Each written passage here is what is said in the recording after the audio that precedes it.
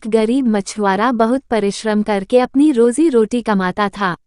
वो एक दिन में केवल 4 बार समुद्र में जाल डालकर मछली पकड़ने के नियम पर चलता था। अपने उस नियम के कारण उसे कई बार घर पर खाली हाथ लौट आना पड़ता था।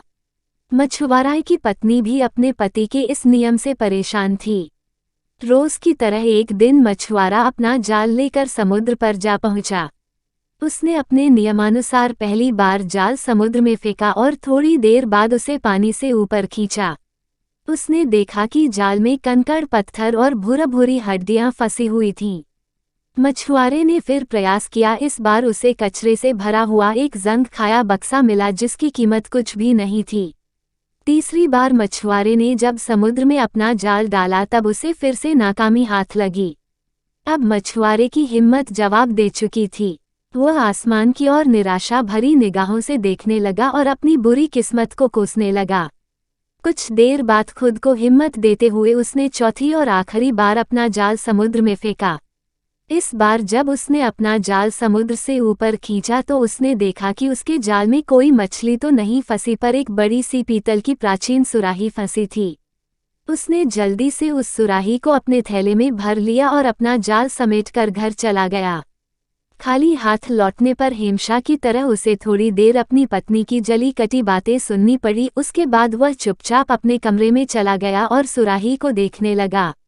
उत्सुकतावश जैसे ही उसने उस सुराही का ढक्कन खोला तो उसमें से धुआं बाहर आने लगा और पल भर में एक विशालकाय जिन उसके सामने आ खड़ा हुआ। सुराही से बाहर निकलते ही जिन बोला, स्वामी, मैं आपका सेवक हूँ, आप जो कहेंगे मैं करूँगा, लेकिन याद रखिए मैं कभी खाली नहीं बैठ सकता। यदि आप मुझे कोई काम नहीं बता पाए तो मैं फौरन आपका वध कर दूंगा और हेमशा के लिए आज़ाद हो जाऊंगा। मछुआरा बोला, जाओ मेरे परिवार के लिए श्रेष्ठ भोजन की व्यवस्था करो। और पलक झपकते ही मायावी जिन उसके समक्ष स्वादिष्ट भोजन का ढेर लगा देता है। मछुआरा घबरा जाता है कि इतनी जिन ने इतनी जल्दी ये काम कैसे कर दिया। इस बार वो उसे बड़ा काम देता है, जाओ मेरे रहने के लिए एक आलिशान महल तैयार करो। अभी मछुआरा ठीक से अपना आदेश देता भी नहीं है कि जिन वहां एक आलिशान महल खड़ा कर देता है। मछुआरा अब और भी घबरा जाता है। उसे समझ ही नहीं आता कि जिन को ऐसा कौन सा काम दे जिसमें वो उलझा रहे।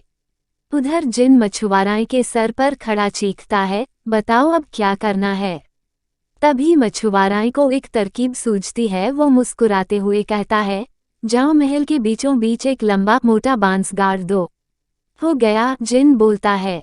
बहुत अच्छे, अब जाओ उस बांस पे बार बार चढ़ो उतरो और जब तक मैं दोबारा नहीं बुलाता तब तक मत आना।